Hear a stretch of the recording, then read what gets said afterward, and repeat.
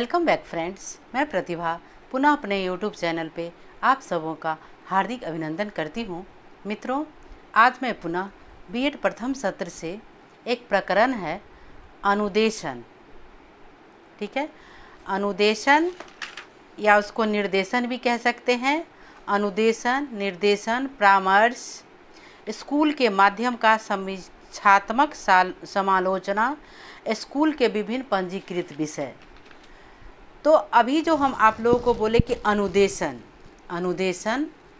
निर्देशन या परामर्श, ये क्या है? तीनों समानार्थी है या आपस में पर्याय है। ठीक है, तो सबसे पहले हम अनुदेशन के अर्थ को देखेंगे, फिर उसकी परिभाषा को पढ़ेंगे, अवधारणा, गुण और विशेषता को पढ़ेंगे। ठीक है, तो आज जो है हम अनुदेशन के अर्थ और परिभाषा पढ़ाते हैं।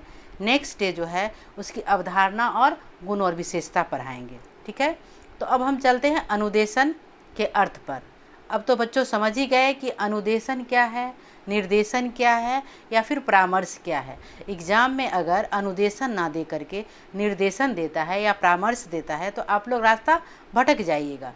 इसलिए हम सोचे कि बच्चों को ये जो कंसेप्ट है उसको हम क्लियर कर दें। तो हो गया। अब हम चलते हैं अनुदेशन के अर्थ पर। अनुदेशन वर्तमान युग में एक धारा के रूप में आया है। अनुदेशन जो है वर्तमान युग में एक धारा के रूप में आया है। अनुदेशन शब्द का अनुदेशन शब्द अनुदेश से बना है, जिसका अर्थ है आज्ञा देना। अनुदेश जिसका अर्थ है आज्ञा देना या फिर आदेश देना। ज्ञान को हम एक परामर्श के रूप में ग्रहण करते हैं। जैसा कि हम जानते हैं कि ज्ञान को जो है हम क्या करते हैं? परामर्श के रूप में ग्रहण करते हैं। अनुदेशन शिक्षण प्रक्रिया का एक मुख्य अंग है। उसी प्रकार शिक्षण शैक्षिक प्रक्रिया का एक पक्ष या विधि भी है। अनुदेशन क्या है? शिक्षण प्रक्रिया का एक महत्वपूर्ण अंग है। ठीक उसी प्रकार वह जो है शैक्षिक प्रक्रिया का एक पक्ष या उसका विधि भी है। दोनों में केवल अंतर इतना है कि शिक्षण प्रक्रिया में आपका अध्यापक जो है सक्रिय होता है। शिक्षण प्रक्रिया में क्या होता है कि अध्यापक सक्रिय होता है। अध्यापक सक्रिय रहकर बालकों को विधि या प्रविधि के द्वारा अधिगम कराता है या पढ़ाता है या फिर सिखाता है। परंतु अनुदेशन में वह स्वयं ना करके परामर्श के द्वारा करवाता है। ठीक है, अनुदेशन में क्या होता है? शिक्षक स्वयं सक्रिय होकर के ना होकर के दूसरों से करवाता है। ठीक है, परामर्श के तहत करवाता है। जैसा कि हम लोग जानते हैं कि अनुदेशन मनोविज्ञान की देन है। अनुदेशन क्या है? मनोविज्ञान की देन है। कम से अधिक विषय वस्तु का शिक्षण कराने के उद्देश्य से यह विधि अपनाया गया है। कम समय में अधिक विषय वस्तु का शिक्षण कराने के उद्देश्य से यह विधि अपनाया गया है। ठीक है, तो यह थे अनुदेशन के अर्थ। ठीक है, अर्थ को हम लोग आसानी से भली भांति समझ लिए हैं। अब हम उसकी परिभाषा पे चलेंगे। अनुदेशन की जो परिभाषा है वह निम्नलिखित है। Doctor AR. शर्मा के अनुसार, डॉक्टर ए.आर. शर्मा कहते हैं कि अनुदेशन तकनीक का अर्थ प्रविधि या विधियों का जाल जो निश्चित निर्धारित लक्ष्यों को प्राप्त करने के लिए लागू किया जाता है। Doctor SR. शर्मा कहते हैं कि अनुदेशन तकनीकी का अर्थ यह होता है कि वह विधि या प्रविधियों का जाल निश्चित निर्धारित लक्ष्यों को प्राप्त करने के लिए लागू करता है।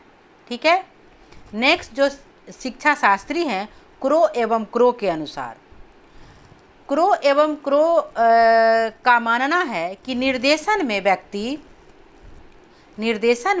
व्यक्ति के भावी जीवन के लिए तैयार करने तथा समाज में उसके स्थान दिलाने हेतु सहायता प्रदान करना।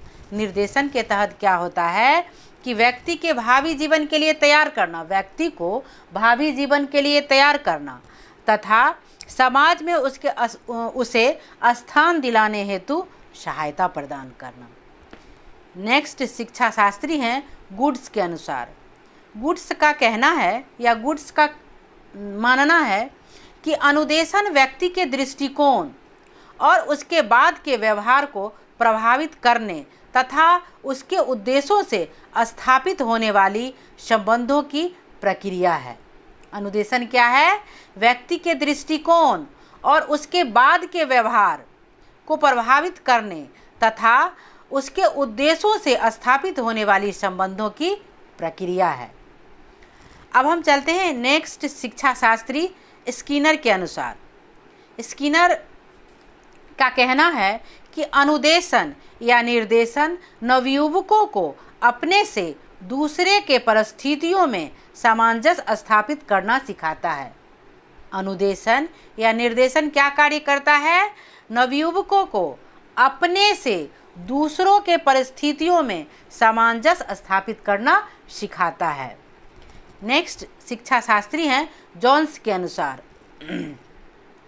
जोन्स का कहना है निर्देशन एक प्रकार की व्यक्तिगत सहायता है। निर्देशन या अनुदेशन क्या है? एक प्रकार की व्यक्तिगत सहायता है जो बालक के लक्ष्यों को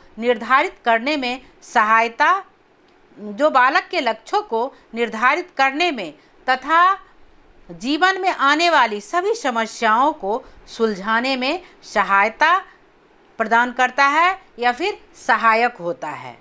या यूँ कहें कि यह एक व्यक्ति और दूसरे व्यक्ति के बीच जो समस्या है उसे सुलझाने का कार्य करता है। कौन?